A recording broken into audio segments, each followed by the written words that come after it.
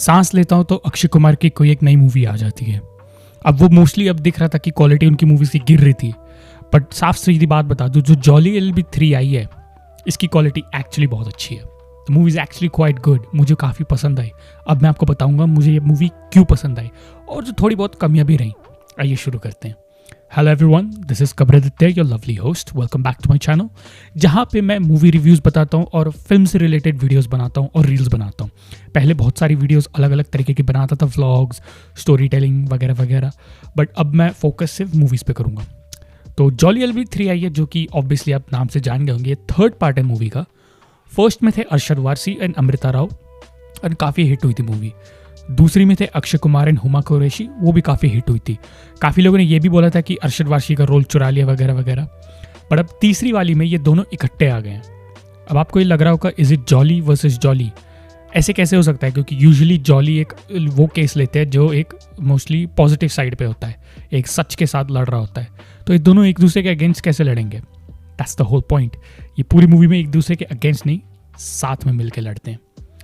तो इस मूवी में एक रियल लाइफ इंसिडेंट हुआ था परसौल गांव का, लैंड एक्विजिशन एक्ट के बेसिस पे, कि जब बड़ी बड़ी कंपनीज लैंड एक्वायर करती हैं फॉर देयर प्रोजेक्ट्स इलीगल तरीके से या लीगल तरीके से, उस पे जो इंसिडेंट था उस पे ये बेस्ड है। एंड जो मूवी के जो एक्टर्स हैं, मैं उनके एक एक कर्म के बारे में बताऊंगा, किस किस ने कितना अच्छा काम किया। अक्षय कुमार, कॉमिक उनकी जो टाइमिंग है काफ़ी रिपीटेटिव हो गई है, बट दिस समथिंग कि उनकी कॉमिक टाइमिंग मुझे अभी भी मज़ा आता है। थोड़ा ऑटो पायलट मोड में लग रहे थे वो मुझे। एक्टिंग में बहुत ज़्यादा इम्प्रूवमेंट, या क्या कहते हैं, जब हर मूवी में आपको लगता है कि ये नया फेज़ दिखाए, like for example Ranbir Kapoor, Ranveer Singh अपने आप को री-इन्वेंट करते रहते हैं। Even to an extent Shahrukh Khan भी करते रहते हैं। अमिताभ बच्चन साहब का हमें कोई बोलने की ज़रूरत नहीं है। एवरी मूवी ही इज़ मतलब एक नया चैप्टर दिखता है उनका। Akshay Kumar is stuck on that certain mould, जो कह सकते हैं। Same goes for Arshad Warsi, वो तो ऐसा लगता है और भी ज़्यादा ऑटो पायलट मोड पे, मे बी बिकॉज वो मूवीज इतनी कर नहीं रहे। आई थिंक वो धमाल, गोलमाल और मुन्ना भाई वाली जो कॉमेडी है वही करने की कोशिश की है। एंड ठीक है, सच बताऊंगा, कॉमेडी लैंड नहीं करती है। जो शुरुआत का इंट्रोडक्शन एक सीरियस सीन है, उसके बाद जो इनका इंट्रोडक्शन है लॉयर्स का और उनकी कॉमेडी, फिल्म थोड़ी फ्लैट हो जाती है। वो कॉमेडी थोड़ी वेस्टेड है, फोर्सफुली डाली गई है, वो स्क्रिप्ट में फिट नहीं बैठ रही है, एटलीस्ट फर्स्ट हाफ में। तो जो अक्षय कुमार और अरशद वारसी के जब बाद में सीरियस सीन्स आते हैं, उसमें काफ़ी बेटर काम किया है। उससे पता लगता है कि अरशद वारसी की कितनी रेंज है एक्टिंग में, बट वो एक कॉमिकल एक्टर की तरह फंस के रह गए हैं। But he is very good in serious intense scenes, बहुत अच्छी उनकी एक्टिंग है। And Akshay Kumar we all know does very well, उनका तो हमें बोलने की ज़रूरत नहीं है, सीरियस सीन्स में वो भी बहुत अच्छे हैं। सौरभ शुक्ला साहब, one of the stars of the whole movie, बेहद उम्दा कॉमिक टाइमिंग, बहुत ही एफर्टलेस एक्टर है। मैं उनको सत्या की मूवी के टाइम से देखते आ रहा हूँ, and he is always improved also. उनकी कॉमिक टाइमिंग एक बड़ी रिफ्रेशिंग है। वो ऐसे लगता है अपने जोक्स भी ऐड कर देते होंगे। बहुत ही इम्प्रॉम्प्टू, बहुत ही एक नेचुरल सी उनकी एक्टिंग लगती है। सीरियस सीन्स भी उनके जो थे, एक दो सीन्स थे, he was very good. And उसमें उनका एक लव इंटरेस्ट दिखाया कि डेटिंग ऐप से मिलते, शिल्पा शुक्ला, जो बिंदिया नायक करके थी चक दे इंडिया में, द चक दे गर्ल। वो ज़रूरी नहीं था डालना, बट वो कॉमिकल पार्ट लग रहा था कि it kind of fits Saurabh Shukla के कैरेक्टर के हिसाब से, थोड़ा जम रहा था। तो मुझे वो कॉमेडी फोर्स नहीं लगी और बहुत ज़्यादा स्क्रीन टाइम दिया नहीं गया था। बीच बीच में दो तीन लाइन थी और मज़ा आ रहा था देखने में कि सीरियस सीन्स के बीच में वो थोड़ा अच्छा लग रहा है। एंड हुमा कुरैशी फ्रैंकली कुछ ज़्यादा खास काम नहीं किया, but she has a very good UP वाला एक्सेंट। पहली बार मुझे ऐसा लगा, I don't know if she is from UP, but वो कानपुरी वाला एक्सेंट थोड़ा ठीक लगा। मेरी मदर यूपी से, तो आई काइंड ऑफ अंडरस्टैंड। तो वो यूपी वाला एक्सेंट मुझे थोड़ा नेचुरल लगा, बन के नहीं बोल रही थी। अमृता राव यार, वो हमारी बचपन से काफ़ी सबकी क्रश रही है, and let me tell you, she still beautiful. बहुत अच्छी लगती स्क्रीन पे और काफ़ी अच्छा लगा उनको स्क्रीन पे देख के, भले ही छोटा रोल था, शी स्टिल गुड। जितना काम करती है वो अच्छा लगता है। देयर समथिंग अबाउट हर कि छोटे से रोल में भी you just enjoy watching her on screen. अब मैं उन एक्टर्स के बताता हूँ जो यूजुअली इग्नोर कर दिए जाते हैं, जिनको लोगों के नाम याद भी नहीं रखते हैं, उनके रोल से याद रखते हैं। गजराज राव, जो बधाइयों में थे, he is the star of the movie. मैं सच बता रहा हूँ, पहचान भी नहीं पाओगे कुछ टाइम तक। एंड वो जो कनिंग ग्रीडी बिजनेसमैन का रोल किया है, भाई हर सीन में छा गया वो। He is excellent as an actor, बहुत ही सटल एक्टर है और अपनी रेंज दिखाई है इस मूवी में। ही इज़ यूजुअली वो भी कॉमेडी काफ़ी मूवीज़ बाकी में कर चुके, इसमें नहीं है, but he is so good as a greedy cunning businessman and बहुत मज़ा आया उनको देखने में। एक्सेलेंट कास्टिंग थी उनको लेना। सीमा बिस्वास अंडररेटेड, बहुत ही छोटा रोल था बट जितना भी था हार्ड हिटिंग था, आप ऑटोमेटिकली उनसे एम्पैथाइज कर लोगे, उनके डायलॉग बिना बोले ही। डायलॉग के बाद तो वो और भी ज़्यादा अच्छी एक्टिंग करी। राम कपूर अगेन अंडररेटेड, मैं बता रहा हूँ इस मूवी की कास्टिंग सुपर्ब रही है। राम कपूर जो एक वेल्दी लॉयर, जो एक अमीर लॉयर जो बड़े बड़े केसेस हैंडल करता है बिजनेसमैन के वगैरह, वैसे दिखाया। Fantastic. I think weight loss के बाद he looks even good. Frankly वो बहुत अंडररेटेड है लुक्स के हिसाब से भी। He looks very good as the big hot shot rich lawyer. He is excellent dialogue delivery, superb acting. क्या लगते हैं ग्रे लोग उनका। I really want to see him in more movies. 2 actors हैं जिनके नाम लोगों को पता नहीं होंगे। अभिजीत दत्त बहुत साइड रोल्स कर चुका, पर इसमें एक इकोनॉमिस्ट बने थे मेरे हिसाब से, और एक सीन था सिर्फ, and he still very good.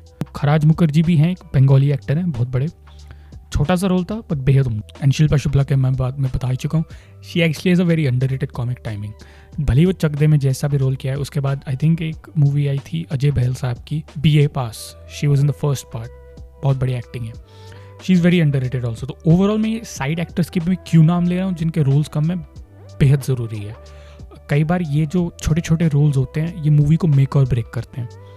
अब ऐसे नहीं लग रहा था कि मूवी सिर्फ अक्षय कुमार या अरशद वारसी के कंधों पे है। स्क्रिप्ट जितनी अच्छी थी उससे ज़्यादा अच्छी इसकी कास्टिंग थी। एवरी लिटिल एक्टर हर सीन में जब डिलीवर करता है तब जाके मूवी और सॉलिड लगती है देखने में। तो बहुत ज़रूरी है जो छोटे छोटे रोल्स को हम यूजुअली इग्नोर कर देते हैं उसके बारे में भी बताना कि कितना इंपॉर्टेंट था ये मूवी के लिए। Which is why I enjoy the movie a lot. भले ही थोड़ी स्क्रिप्ट में कमियाँ थी, कॉमेडी लैंड नहीं कर रही थी, फर्स्ट हाफ में फोर्सफुल थी, बट सेकेंड हाफ में वो इम्प्रूव होती है। एक्चुअली कॉमेडी कम भी हो जाती है, बट बीच बीच में जितनी भी थोड़ी बहुत डाली है it's just enough to enjoy it. Natural लग रहा था वो स्क्रीन प्ले पे। फर्स्ट हाफ में फोर्स लग रहा था, एंड इसीलिए मैं चाहता हूँ वो लोग जो साइड एक्टर्स, जो छोटे छोटे एक्टर्स होते हैं, कैसे वो एक सीरियस सीन को 7 out of 10 से 9 out of 10 कर देते हैं just because of the one small actor. तो इसीलिए मैं इनकी तारीफ कर रहा था, और बनता भी है तारीफ करना। And hats off to the casting director. Background music काफ़ी सॉलिड था, आई थिंक बहुत अच्छा था, बहुत अंडररेटेड था। गाने का कोई लेने देने नहीं है, इस मूवी में गाने नहीं थे। आई थिंक प्रमोशनल के लिए गाना था, बट ओवरऑल जो background music really hits you. जो सीरियस सीन्स में है इट्स सुपर्ब बैकग्राउंड म्यूजिक है। बहुत फोर्स नहीं है, बहुत कानों में चीरता हुआ लाउड म्यूजिक नहीं है जैसे कुछ मूवीज़ में होता है। It's great. अब स्टोरी पे थोड़ी बात आते हैं। तो इंट्रोडक्शन सीन काफ़ी हार्ड हिटिंग अच्छा था। फिर जैसे मैंने कहा स्लो हो जाती है मूवी, फ्लैट हो जाती है वो फोर्स्ड कॉमेडी से।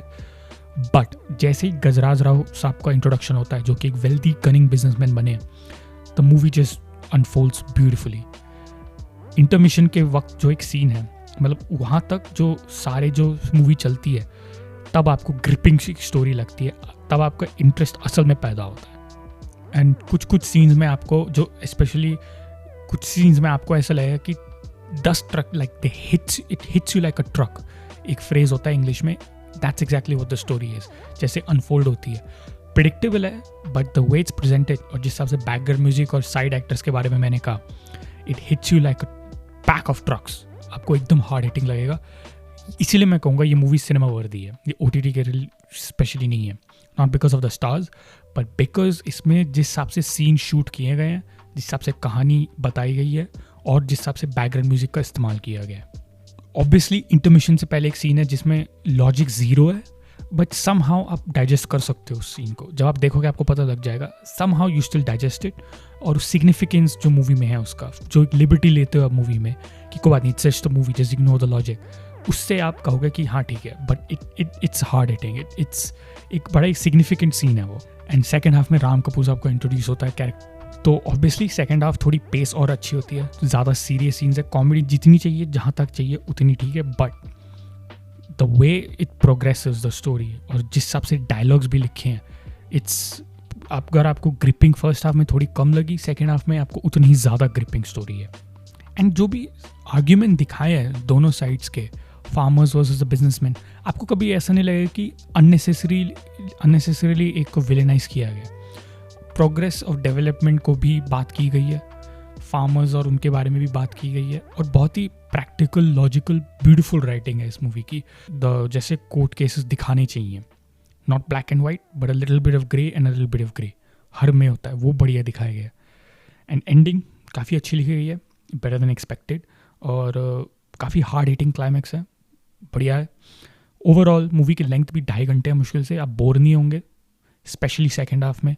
एंड आई पर्सनली थिंक आपको इस सिनेमा में ज़रूर देखनी चाहिए। आप ये नहीं बोल सकते कि जस्ट बिकॉज ये over the top action big franchise movie नहीं है, I still think it's cinema वर्दी, क्योंकि जिस हिसाब से सीन्स शूट किए गए, डायलॉग्स हैं, साइड एक्टर्स जो बढ़िया हैं, एंड बैकग्राउंड म्यूजिक है, ओवरऑल आप कहो तो डायरेक्शन टॉप नॉच है इस मूवी का। बेटर हो सकता था फर्स्ट हाफ में, but it's still a movie worth watching. पहली मूवी की फ्रेंचाइज है जिसका थर्ड पार्ट एक्चुअली उतना ही बढ़िया है, इट्स नॉट एज बैड, या कह सकते हो कि यूजुअली थर्ड पार्ट मूवी का मेक और ब्रेक हो जाता है फ्रेंचाइज का। सिंघम के साथ देख चुके, दबंग के साथ देख चुके, टाइगर सीरीज़ के साथ देख चुके हैं, but this is different. And जो लोग बात करेंगे रियलिटी में जो केस था क्या वही है इसमें, देखिए वो मेरा काम नहीं है बताना, रियलिटी का केस मैंने देखा नहीं है, it's based of that incident. मेरा काम है कि फिल्म कैसे बनी है उस पर कमेंट करना, जो मुझे फिल्म मेकिंग टेक्निक्स, एक्टिंग के बारे में, बैकग्राउंड म्यूजिक, राइटिंग, ये सब के बारे में मैं उस पर रिव्यू देता हूँ और अपनी बेस्ट ऑफ द नॉलेज से देता हूँ, एंड जस्ट पर्सनल ओपिनियन देता हूँ कि मुझे मज़ा आया मूवी देखने में। केस से कितना रिलेटेड था आई हैव नो क्लू, वो आप रिसर्च कर लो। So that's it for today's video guys, I hope you all enjoyed it, thank you for watching.